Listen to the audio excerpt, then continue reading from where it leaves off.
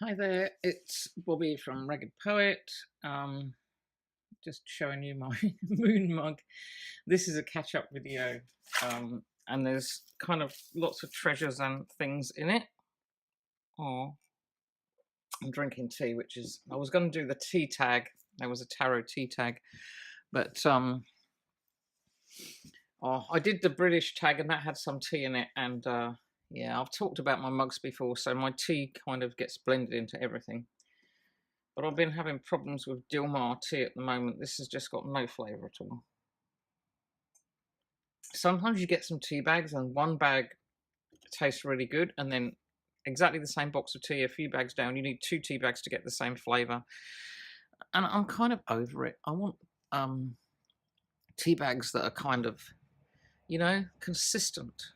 Although tea is a plant and organic, and organic means inconsistent. So there we are. Anyway, I don't know what this video is going to be called. I haven't made a video since July, so it's well over 2 months. And so this is, oh, sorry, I made the British tag video. That was just a little short one, but not really a video talking about things. And I had a list of all the stuff that I wanted to talk about in this video, but I've lost it. A lot of it's about gratitude, really, I think. Life's been strange this year. It's been the weirdest year for so many people. And the planets have been completely screwing with the energy, I think. And the eclipses and everything. I did love the eclipse. I did feel energy coming up to it. And I watched it on the NASA webcam, and I thought it was pretty amazing. I think I've said before, I did go through a total eclipse and witness totality back in England, and that was incredible. Yeah, I'd like to do it again. But so, well, the focus of this video, well, the visual focus, and also a lot of the focus of the subject of it is this incredible array of fire and ice crystals that you see here. The story behind these is that dear, awesome, amazing Patrick Fogarty from used to be called In the 78 Cards, and he has a shop in Bangor in Maine, in America, called A Little Mad, with his wife and his son, I think. But I met him a couple of years ago, or almost that, on YouTube, and 3 or 4 months ago, he wanted a tarot bag. He's been looking at my bags on Instagram and saying he wanted one and everything. And I always, when someone like that I've really admired and everything says they want a bag, I sometimes don't take them seriously. But he did want a bag, and we kind of talked about it. And Patrick's always had this incredible, to me anyway, aesthetic. Everything, he puts his pictures on Instagram, and I'll link his channel below, and all his photographs have this such incredible kind of almost monk-like aesthetic. And I mean that in a really like awesome way. To me, my ideal room would be white with a old wooden cross on the wall. And don't ask, a slash of red. I've written a poem about this, and I know why I want that slash of red, and just an iron bed and everything. And Patrick has got such this aesthetic of, he chooses things that are beautiful. Really, he really does live that William Morris saying about have nothing in your life that you don't deem to be useful or beautiful. And that is, Patrick does that so much. So anyway, when he asked me about the bags and everything, and he wanted one for his precious deck, which is his soul deck, the Wild Unknown, and also one for the Play in Marseille, which is an incredible deck by Ryan of Spades. And I said, yeah, I would definitely make these bags. And he asked me how much they were. And because of his aesthetic and everything, I said, well, why don't we do a trade? Find me something I'll love. I know you can. Because to me, it was like this exchange of energy. And that would be even more of an exchange of energy. I mean, yeah, I need to make money and stuff, but sometimes something feels right. So I went with this um, this thing that came into my head that we had to do this trade. And we talked about the bags, and I started making the first bag. And then he said to me one day, I have these crystals, these fire and ice crystals. And I'd seen them on his Instagram and on his YouTube. And he said, I think they belong with you. And I was kind of gobsmacked. And that's how I got them. He sent them to me. And I've made him 2 bags, which you may have seen in a video he made. A beautiful video he made about me. Thank you so much, Patrick. I was so humbled by that. And also, again, gobsmacked. Because I made this World Unknown bag, but it had his energy in it so much. So yeah, so the crystals arrived a couple of weeks ago. And Patrick got his bags and loved his bags. The crystals took longer than we thought to come, but that's just New Zealand Post and living rurally. I knew they would get here, and they did. And I love them so much. I feel them, their energy. Looking at them now, like really, I never really have been kind of very woo-woo about crystals, but they do work for me in a way that I can't really explain. I've got one of my first ever crystals here, which has kind of shrunk, I think.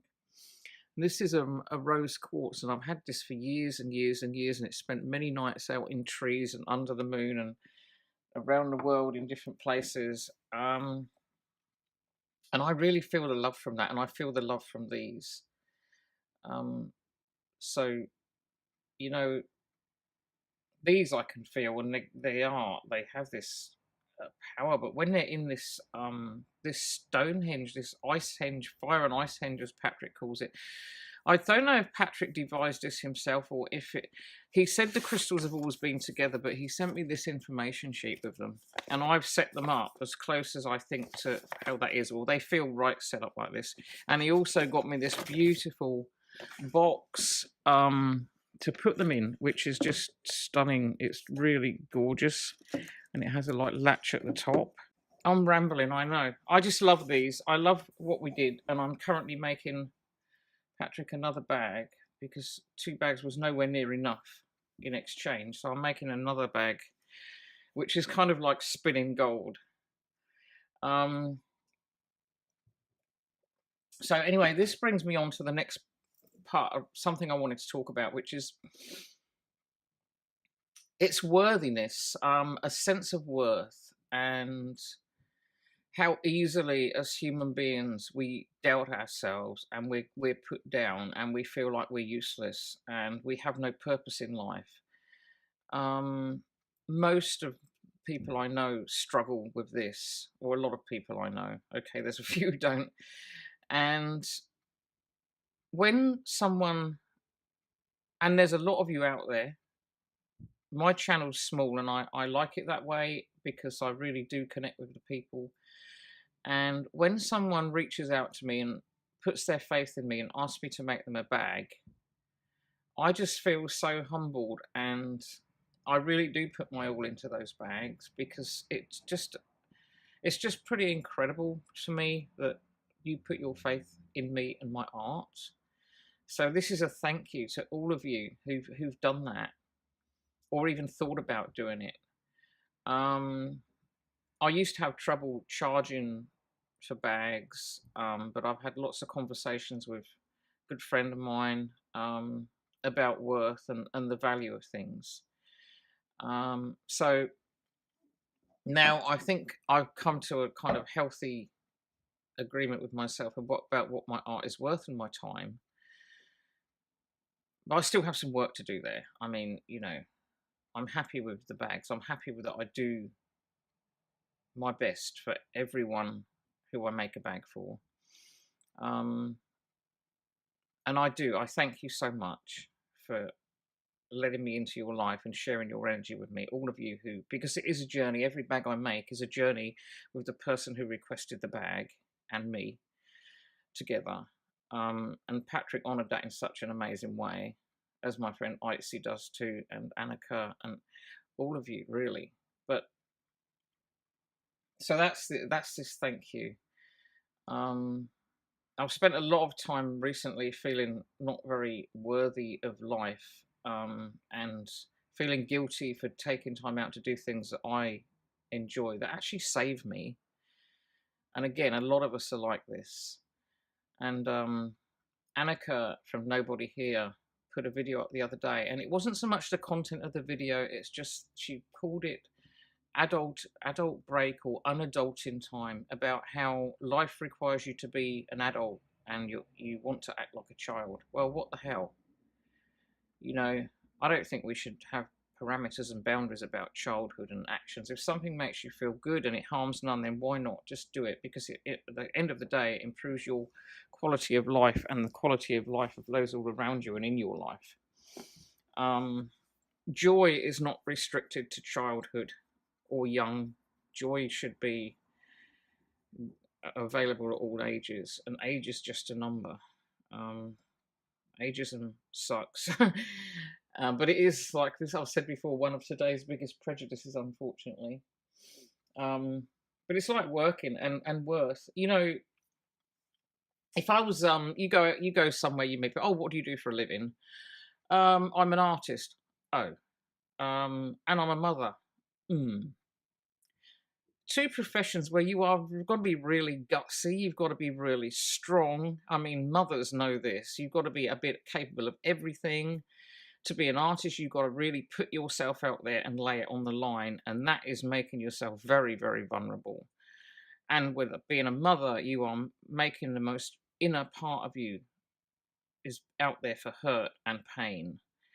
Those are two of the strongest things you can do in your life: motherhood, or parenthood, and being an artist and things.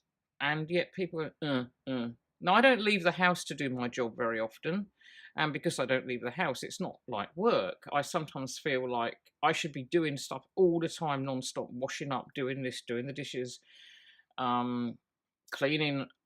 Or if I'm not doing anything, I'm not worthy. And I'm totally fucking sick of it, of feeling that I have to be working non-stop to validate myself.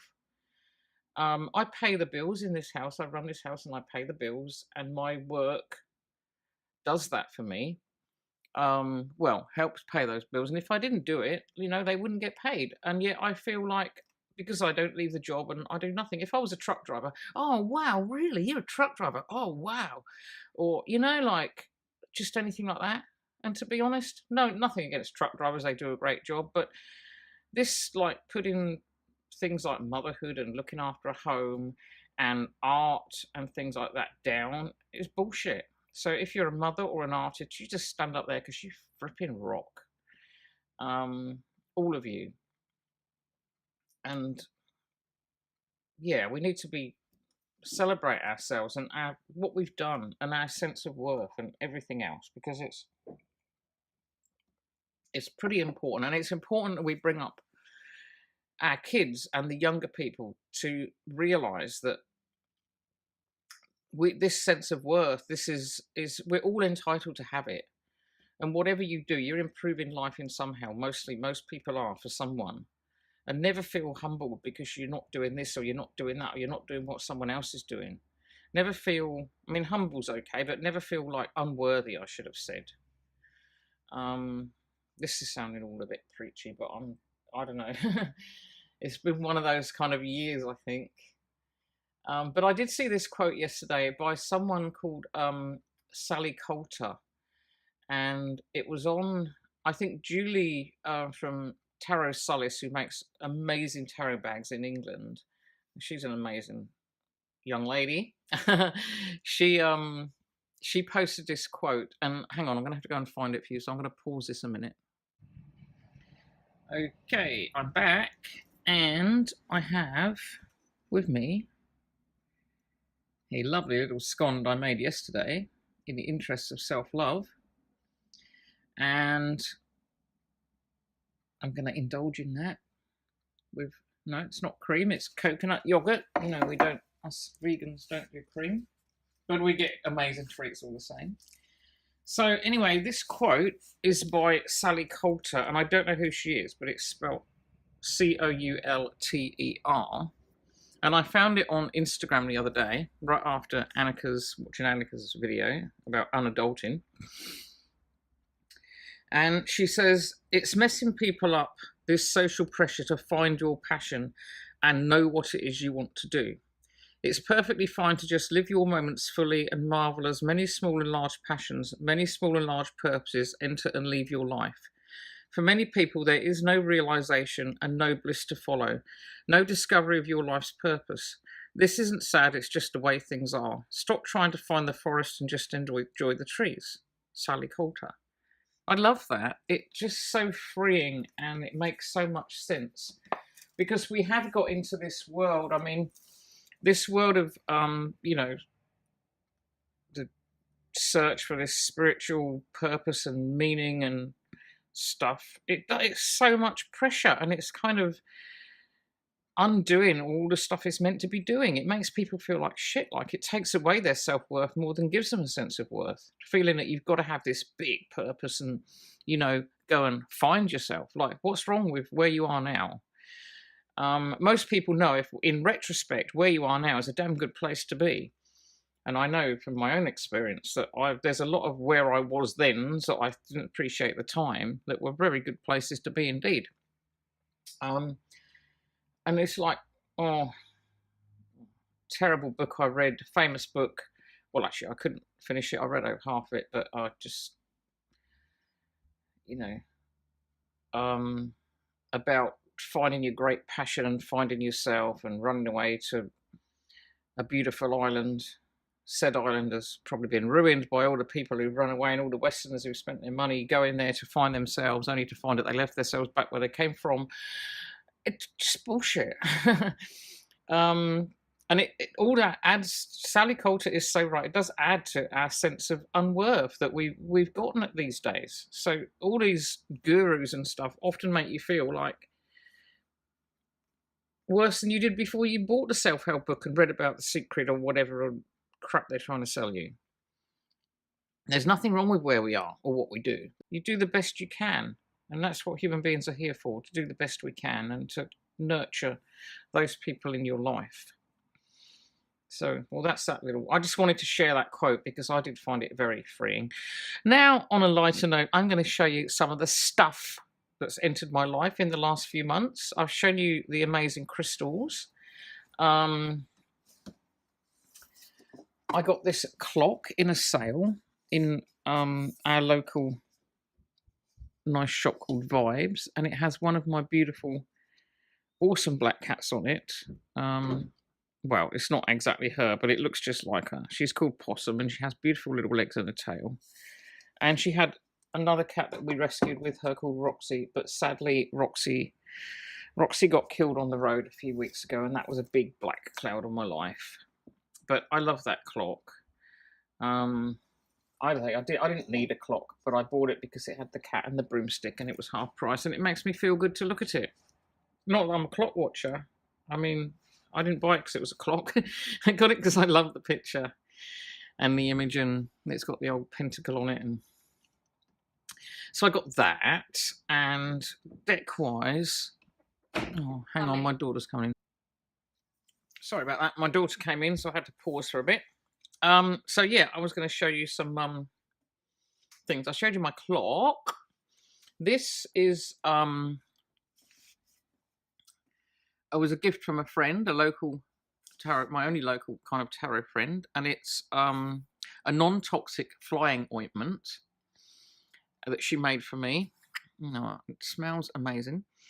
And it came from Scott Cunningham's book, which I've had for many years, The Book of Oils, Incense and Brews. It's a really, really good book, and it's quite old, but it's as valid today as it was when I first got it 25 odd years ago or so. So that was lovely.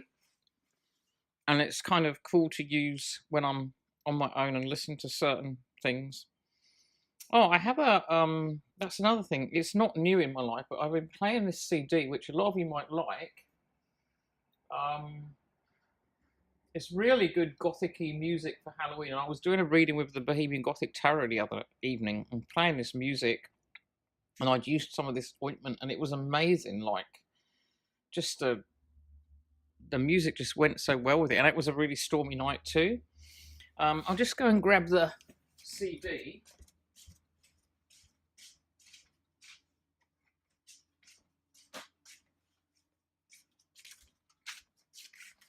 So it's by, I actually found these people by when I bought my Joseph Vargo's Gothic Tarot a few years ago. They had these CDs on their website, and the band is called Nox Arcana. And this one's called Winter's Night. I mean, no guessing why I bought this one. But it's really amazing. It's like, it says, Nox Arcana presents a haunting collection of original melodies, symphonic orchestrations, and Gothic renditions of traditional carols to weave a musical ghost story for the winter season. As snowflakes drift from the heavens, a strange magic fills the air, stirring distant memories. 'Tis a night of undiscovered dreams, but also a night to remember the ghosts of the past. And anyway, I love it. So there you go. But I mean, I'll put the link of where I got it from down below. But it was on the, if you Google Nox Arcana, you should be able to find it. I don't know if you can buy it as an online download or not. But so that's another thing. So that's not new. I've had it a few years, but I've thought I'd mention it. Okie dokie. And now, the next thing is the Mildred Payne Oracle from Patrick Valenza of Deviant Moon. Again, this came a while ago. The cutest little Red Riding Hood bag you get with it. And this extra Mildred Payne witch card. And you also get I love how the gremlins come into the asylum. The original ladder card in the oracle had the back printed wrong. I think this was the back to the number 9 card, and he says our gremlins are at it again, so they send the replacement card with the correct printing, which I've already put into the deck. And it comes in a cute little box. Very beautiful and small, and I love it. And you get the instruction sheet, which is again on a nice bit of paper, and it's got all of the cards on it. I think my favorite cards are the cat, which I think is number 22, and the broom. But it's really cute. Mildred Payne's Secret Pocket Oracle, and I love the way they've done this. He's done the story on the Deviant Moon website and made all these stories up around Mildred Payne. I hope he goes. I love his stories. I'm really looking forward to the guidebook for the Triomphe de la Luna, which is supposed to be coming out soon. But I mean, lots of other people have gone through this oracle, and the backs actually can be set up and laid out to make a picture. So, but I haven't actually done that yet. I haven't had much time to really play, but I wanted to show you it and shout out my appreciation for the Mildred Payne Oracle and Patrick Valenza of Deviant Moon. So that's another thing I wanted to show you. Now this is a very, very special item, or 2 items actually. For my birthday, my friend Itzy, who I've made a lot of bags for, we've done lots of collaborations, she gave me a deck by Camelia Elias. And I'll just try and put that down there. She bought me the Helium. This is the Helium Poet Lenormand deck. I'm not sure which one she bought. I bought one and she bought one, but we had them sent together. And it is the cutest. Well, I don't think it's really cute, but it's the most beautiful Lenormand deck I've ever seen. It says a Helium Poet. Hang on, I'm going to put something down. I'm trying to hold things so you can see them. A Helium Poet Acrobatic, hermetic, erotic, literally intuitive, uniquely miraculous, punningly occult, erratically traditional. That's the cover card. And this is my personal sigil from Camelia for this deck.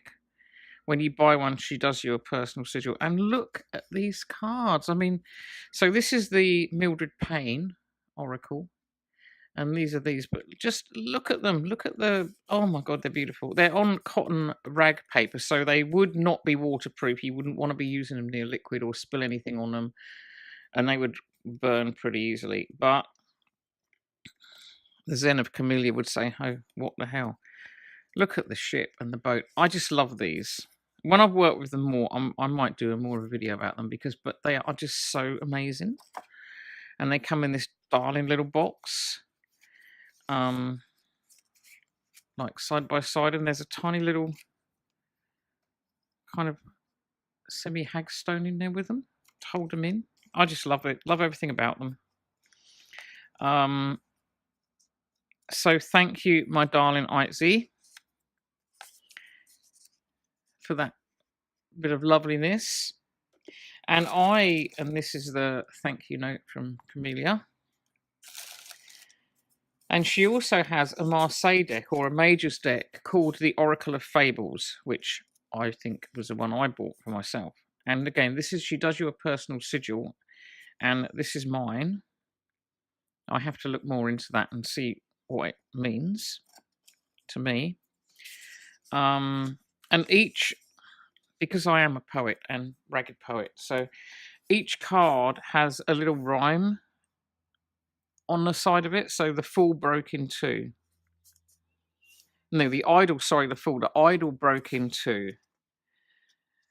And number one, raise the pole for the Magician. And what have we got for the High Priestess? I would rather have a single barleycorn than a pack of pearls.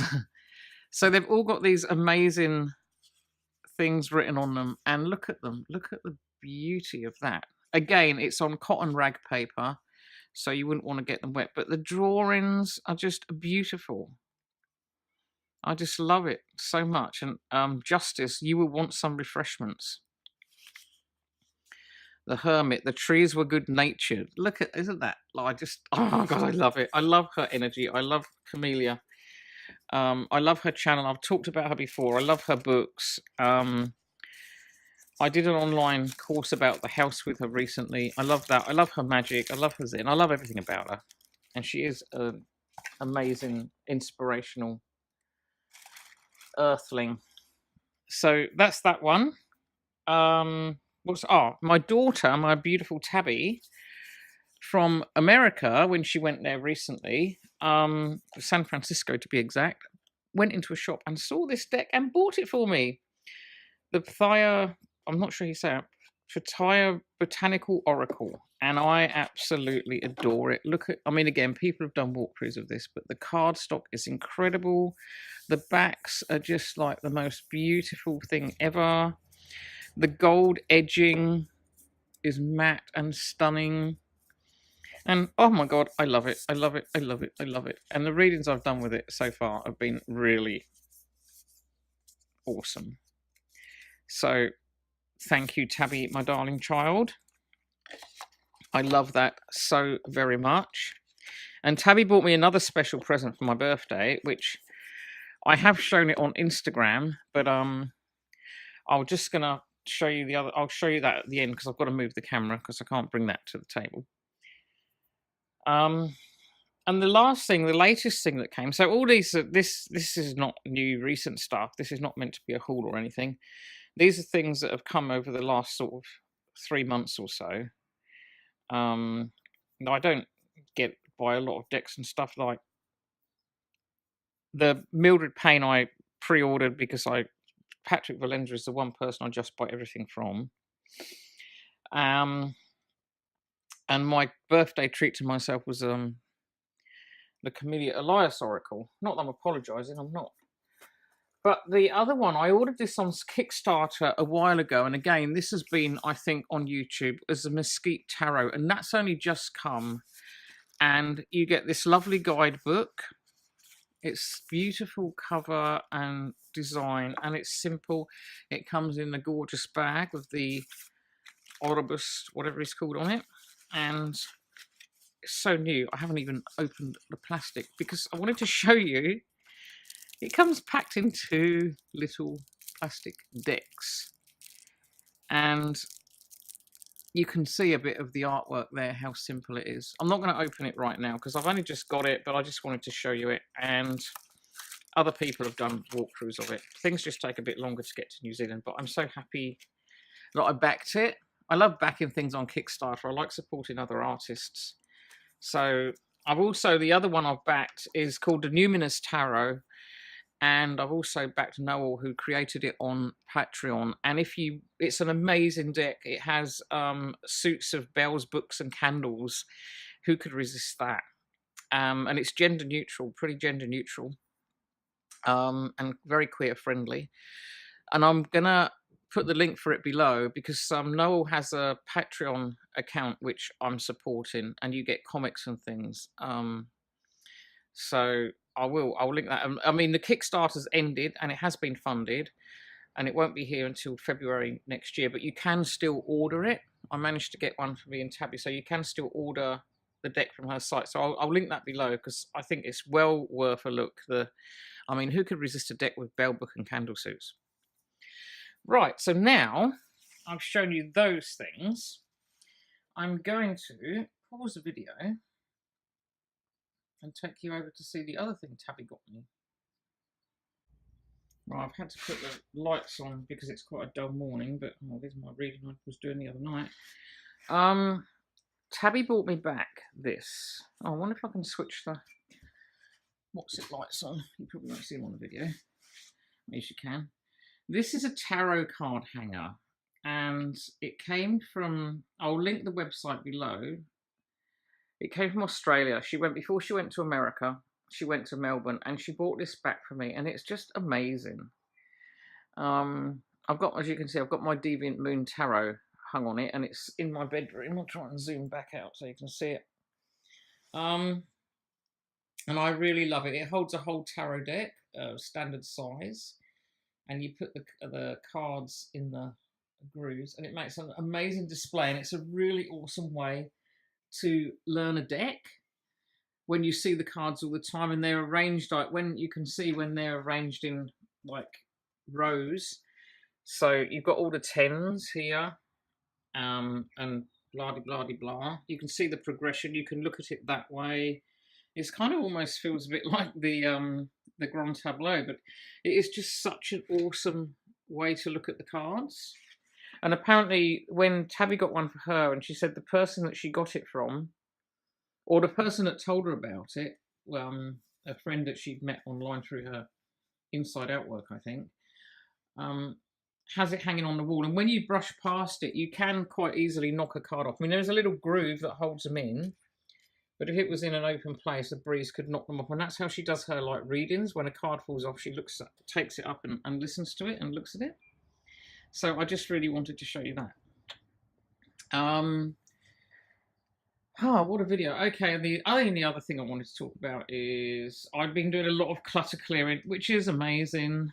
And it all started because I lost something quite insignificant and silly, really, but it bugged me. When I lose things, it really bugs me, and I really wanted to find it. So I just started this thing, clutter clearing, and I do that. I get up in the night and I just get a bee in my bonnet and I have to do something about it. So I was doing that. And I cleared and cleared and cleared and cleared, and I got through so much stuff, and it feels so much better, and I gave so much to the charity or op shop, whatever you want to call them. And I didn't find what I was looking for. But just as I'd finished going through the whole of my like studio kind of workroom, and I'd gone through my little mini kind of library room, I just right where I started, there was a shelf of some books, and one was a big old dictionary, and I was just looking at this shelf, and I'd already cleared that shelf and I'd rearranged it. For some reason, I picked up the dictionary, opened it, and there was the thing I was looking for inside it, and I couldn't believe it. Like, if I'd found it at the beginning, which I could easily have done, I would have got all that clutter cleared and stuff. So I just love little things like that the universe chucks at us, you know. Okay, so to end up this video, I'm going to end it with Pluto. Our gorgeous Pluto kitten who's sleeping on my bed. Oh, I didn't want to disturb you, darling. My beautiful black cats. I love my black cats. I love all my cats. And thank you for putting up with my ramble and for listening. And I hope you enjoyed it. I don't know what there was to enjoy really, but as I said, mainly it's a gratitude for all of you people, all of you who watch my YouTube and follow my Instagram. My Instagram account got stopped for 3 hours. I don't know. They took it offline, but they wanted some telephone number or something, and it was in the night here. And when I woke up, I had so many messages asking where I'd gone and emails saying that they took the trouble to find my email on my tarot bag website and emailed me and said, "Where's your account gone? I've really missed it." And it was for 3 hours. And oh my God, that is really humbling too, to know that people out there care. And oh, I don't know, it makes me so full up with gratitude for all of you, my people online that are actually as real as, or more real. Well, you are real. There's no real thing, but more real than a lot of the people that I might see every day to me. So I'm going to end this by saying thank you all for being there. Bye bye.